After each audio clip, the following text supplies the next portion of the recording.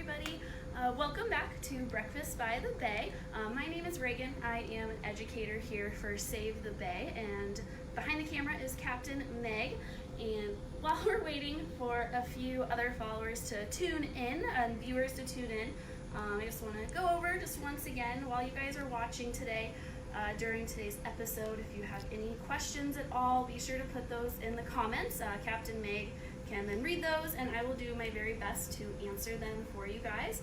And also, anyone watching out there, if you want to give a shout out to the school you guys are coming from, we really like seeing where all of our videos are reaching out to, so be sure to put those in the comments as well while you guys are watching this morning. So just again, for anybody tuning in, my name is Reagan. We also have Captain Meg behind the camera today. And today we are going to be talking about my absolute favorite animal, sharks. So this is going to be a super fun topic for me.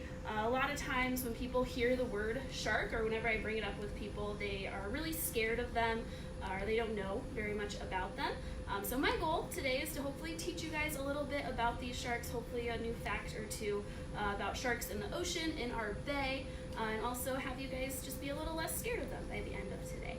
So let's get started. So to start out, I want to talk about what is a shark.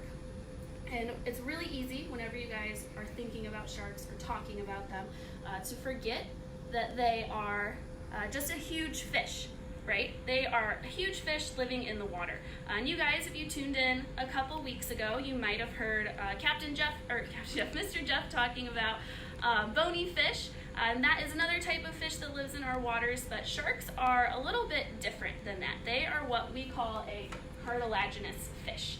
And that is just a huge science word for they don't have any bones in their body, which is a little bit confusing because they are a fish, which means they are a vertebrate. However, instead of having an actual backbone, they have a backbone that's made entirely of cartilage. So if you guys have ever felt your nose or your ears maybe, or maybe even looked at an x-ray of a human skeleton, right? You might notice that your nose and your ears aren't present, and that's because they're entirely made of cartilage. They don't show up. And that's the exact same thing that sharks are made up of. So that's why whenever you are looking up, or maybe you're Googling sharks, maybe you want to see a shark skeleton, or maybe you're wondering why when you go to aquariums or museums, you've never seen a skeleton of a shark. All you ever see are the jaws. That's because there's no bones to be fossilized. And even the jaws are made of that cartilage, but they are a little bit tougher, but so they're able to be fossilized a little bit better than the rest of that body. So they have absolutely no bones, and there's a whole group of animals like this called elasmobranchs, and that's going to be all your sharks, all your rays, and all your skates. So these are all different things that are very closely related, and even cousins to the fish, but are just a little bit more funny looking because they don't have any of those bones in their body. So another thing is they have about 5 to 7 gill slits. So again, if you guys tuned in a couple weeks ago with Jeff, you guys might have learned that bony fish have a protective cover for those gills. Sharks don't have that. They just have open gill slits that you can see on the side of their bodies, on both sides there, with no protective covering on top of those. So those are a few things that kind of distinct those sharks from those bony fish. They have no bones in their body. They do not have a protective cover on their gills that they use to breathe. And another thing that's a little different about our sharks is that they are technically an apex predator. So most fish that live in our bay or in the ocean aren't going to be considered an apex predator. If you think of a food chain, right? At the very bottom, we have things that are prey items, really tiny, get eaten by a lot of other things, but don't necessarily prey or eat a lot of other stuff. And then you have your predators kind of in the middle, and then at the very top, you have apex predators, stuff that eats a lot of things underneath of it, but they don't have really anything that hunt or actively go after them. And that's where we would consider sharks to be in our open ocean ecosystems. In our side of Narragansett Bay, it might be a little different. I'll talk about our sharks in our bay a little bit later. They're a lot smaller, so it's all dependent on the ecosystem that you're in whenever you're looking at these sharks, but a lot of times they're considered the apex predator. However, whenever you guys hear that word, apex predator, I'm sure many of you are thinking that they are super ferocious eaters, they hunt anything and everything. But the truth is, sharks are actually extremely lazy. They are the world's laziest apex predator, in my opinion. So these sharks, a lot of times, they are honestly only going to eat maybe 1 to 2 times a month. Depends, of course, on the size of the shark, but the bigger the shark is, the less it's going to eat in an amount of time. So these sharks, more often than not, aren't even looking for food. If you're lucky enough to ever come across one in our bay or maybe in the ocean, chances are it's not hungry right then because it probably ate a couple weeks ago. I don't know about you guys, but I eat about 4 or 5 times a day. So the fact that they only eat 1 or 2 times a month is pretty awesome. And also, they don't like to spend a lot of energy on their food. They go after things that are sick, dead, and dying.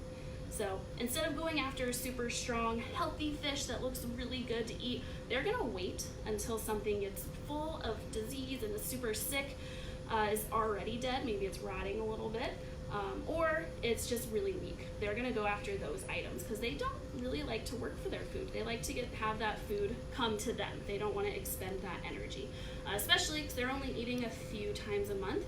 If they were to spend energy, all of it at one time, that wouldn't be very good for them. So instead, they just go after sick, dead, or dying, and they eat 1 to 2 times a month, depending on the size of the shark. Another couple things that we can go over, we've already learned that they have no bones, that they have these gill slits instead of those coverings for their gills. Also that they're an apex predator, even though they're pretty lazy, in my opinion. But they also have a bunch of senses that help them be that apex predator out in their ecosystems. Now, they have senses very similar to you and I, and so we're gonna do a little activity. If you guys want to participate, definitely feel free to put some answers in those comments, but we're gonna move over here, and we have put all the senses that a shark has on our board here. All right, so the senses that our shark has are going to be sight, ampullae of Lorenzini, that might be a new one for you, smell, taste, touch, and also a lateral line, and sound or hearing. So, thinking of all of these different senses, we want you guys at home, if you guys feel like reaching out, to just take a guess. We're going to try and put these in order from farthest to closest in how these sharks use their senses. So if you guys at home have any ideas, which one of these do you guys think that the shark might use to sense things that are the farthest away? Which one can they sense first? Mr. Reagan, I'm going to take a guess for you. What about sight? So sight is a very good guess, but their sense that they can actually use the farthest away is going to be sound or hearing. So most sharks can actually hear about a mile away underneath the water. So we're going to put that all the way out here because this is going to be one of the first things that they use when they're out there searching for their food source. They're going to be searching for that food, listening through tons of noise pollution too, right? In the ocean, it's not quiet. There's boats motoring around, there's dolphins talking to each other, whales singing, even fish munching on coral. So the fact that they're able to hear a whole mile away through all of that noise is pretty awesome. So does anyone have a guess what would be the next sense that they might try to use when hunting? Nobody's taking a guess, but I'm going to take another one. Can I say sight again, Miss Reagan? You can say that. It would not be correct. So their next sense that they use is their smell. So just like you and me, sharks actually do have a nose. They don't really call it a nose. We actually call 2 little holes that they have nares. Just 2 little nose holes on the end of their snout there, and they use that to smell things about a half a mile away. So we can put that second here next to our sound.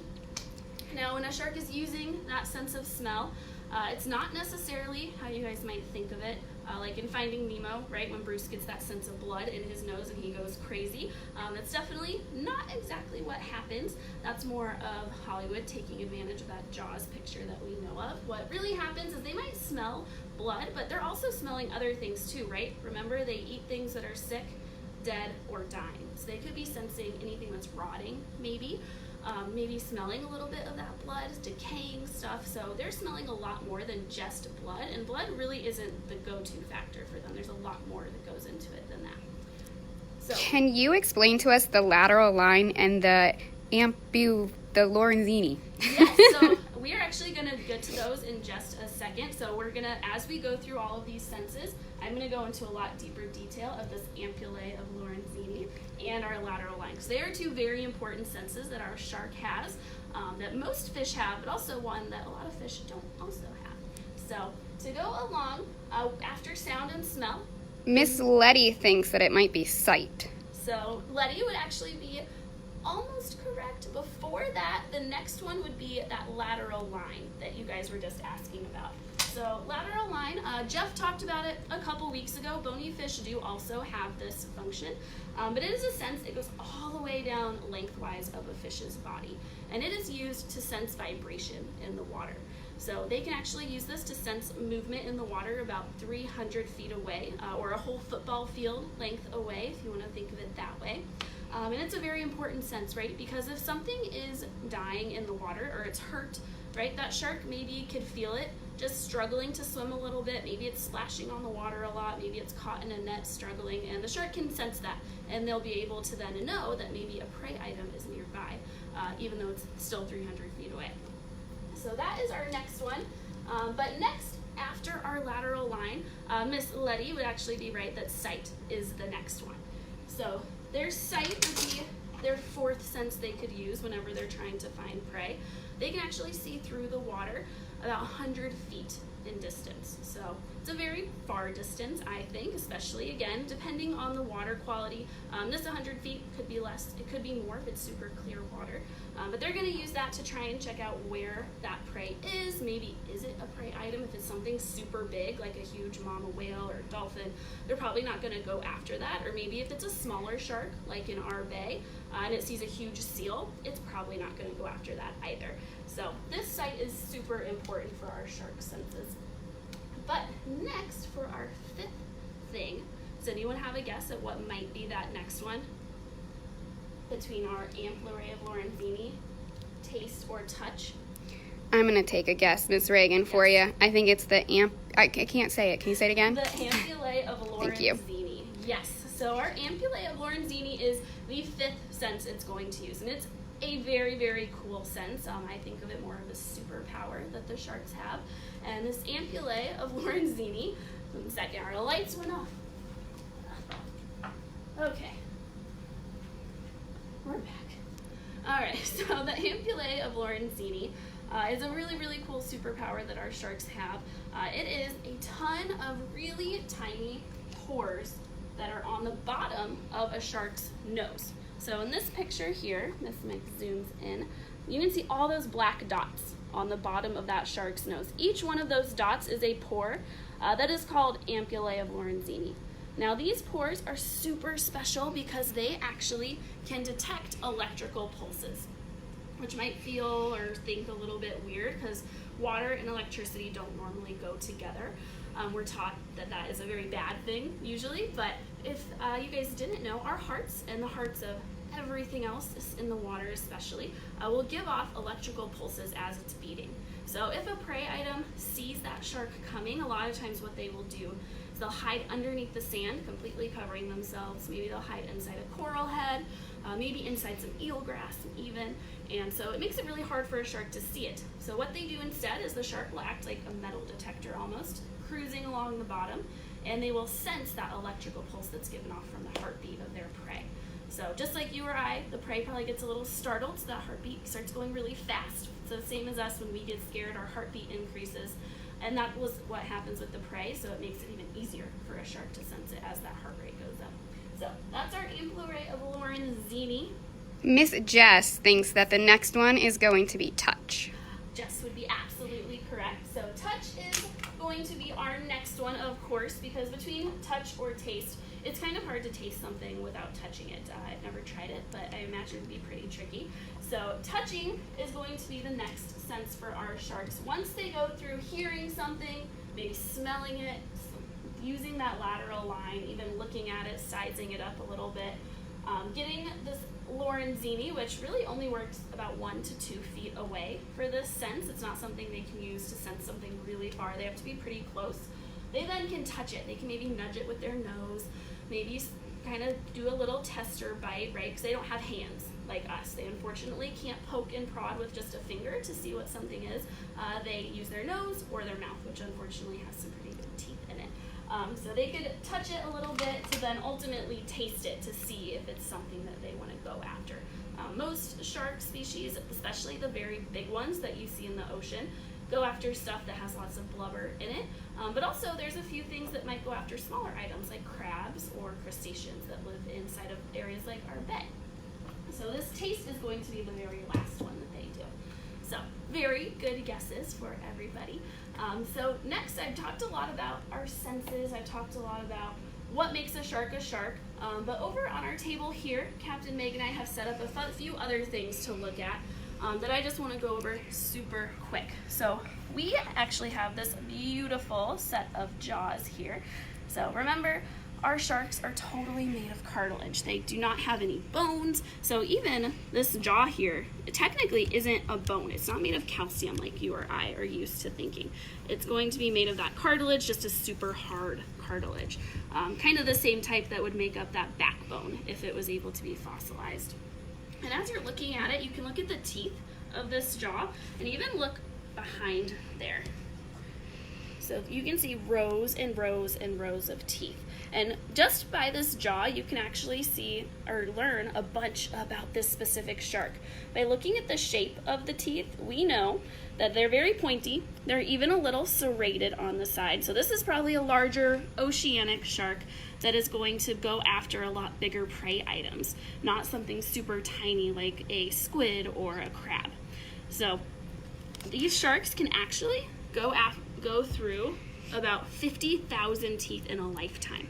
Miss Reagan, do they ever run out of teeth? They don't. So it's another pretty fun fact that I really like about sharks is no matter how many teeth they lose, they will not run out of them. Their teeth are actually pretty poorly put in there. They're not very cemented in their jaw like you or I, right? We only get 2 sets. If we lose 2 of our teeth, 2 of the same tooth, it's kind of a bummer because then we have to get a fake one. But these sharks don't have to do that. They don't have to go to the dentist or orthodontist, get a new tooth. They just have rows and rows ready to replace it. And like I said, they can go up to 50,000, maybe a little more, maybe a little less, depending on how many they lose in a lifetime.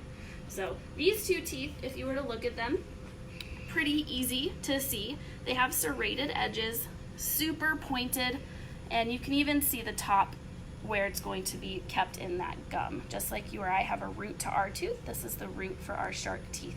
Now this one that I have on my left side is going to be a megalodon tooth. Lots of people always ask me about megalodons and they want to know what it was, is it still alive? This shark is no longer alive. It was alive when the dinosaurs were alive, and it was actually so big that it would prey on items like a blue whale. So absolutely massive, but this one is going to be a great white shark tooth, which is pretty funny to think. We think that great white sharks are super big and scary, but if you look at this difference, the great white shark tooth is barely covering my palm and the megalodon is pretty much my whole hand. So a huge size difference between the two. So these type of teeth, super good for tearing and getting big chunks of flesh off of prey. But if we look at other jaws like this one, this is a very weird, very funny type of jaw that lots of people and kids, when I show them this, they actually don't believe me when I tell them it's a shark jaw. And this is a very special kind of shark called a Port Jackson shark.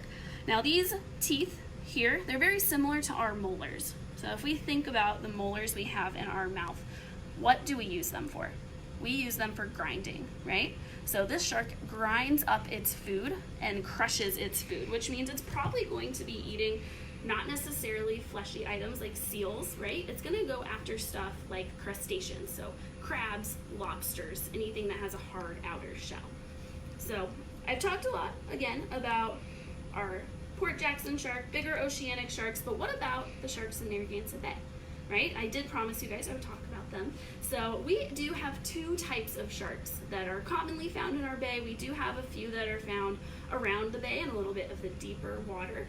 And the 2 that are most commonly seen are the smooth and spiky dogfish, or spiny dogfish. So this is going to be one of those that's pretty commonly found in those shallow waters of our bay. Now this dogfish only gets to be about 4 feet long. So it's very tiny, right? I'm sure that's probably about as tall as some of you watching, maybe even smaller than a lot of you watching. So this is one that you can find pretty commonly really in the shallows, probably going after crustaceans, lobsters, crabs, maybe mollusks, that kind of thing. But another shark that we have, if you guys have been to our EC at all, you guys, or the Exploration Center, you guys probably have seen this one. And this is going to be our chain cat shark. So we actually just got a brand new home for these guys that hopefully we'll get to share with everyone very soon once all the craziness is over. But this chain cat shark is found in a little bit deeper water, not as commonly seen. Maybe if you went out with a fishing boat or something, you might be able to see them. But this is the other species that's pretty common around our bay. Miss Reagan, so I know that you said that the sharks in our bay won't eat our seals, but do sharks eat harbor seals elsewhere? So elsewhere in the world, they definitely do. So our seals that come into our bay, they are here for just a short amount of time. And they come into Narragansett Bay because it's essentially like a giant kiddie pool. They are there because it's very protected, it's no predators in there, they're able to relax and hang out without fear of these bigger oceanic sharks coming in and preying on them. And that's because our bay is very shallow. It doesn't have a very deep average depth to it. All these bigger sharks out in the ocean, like great whites, tigers, makos, anything like that, they want to be in water very, very deep so they can ambush or sneak up on the seals. So when the seals leave our bay and go back up north, maybe towards Maine or Canada, that's where they're going to run into those predators like great white sharks that are going to go after them. But as long as they're in our bay, they are safe and sound. So they love hanging out in our bay during the winter time. So again, just to give you guys a little comparison, we have this little baby jaw here. And this tiny little jaw is going to be from a dogfish, which is kind of crazy to think about. Now, of course, it probably gets a little bit bigger once it's fully grown. Remember, these sharks get about 4 feet in length, but it's not going to get too crazy. And if you guys notice, you can barely see the teeth. So again, compared to our really big jaws that have those super scary teeth, this one might be from an open ocean shark that goes after stuff like seals, whereas our dogfish don't really have the dental hardware to go after that type of thing. So they're going to go after much smaller prey, like again, maybe smaller squids, octopus, crustaceans, that kind of thing. So that is all I have for you guys today, but if you guys have any other questions, I'll do my best to answer them in the comments later on, but we just want to thank you so much for tuning in this morning. Hopefully I was able to teach you guys another fun fact or two about sharks, hopefully make you understand them more instead of fearing them. If you guys are super excited and want to continue to support Save the Bay and our efforts, you can go to the link below for more details on that. But again, just thank you so much for tuning in, and we will see you guys next time. Bye!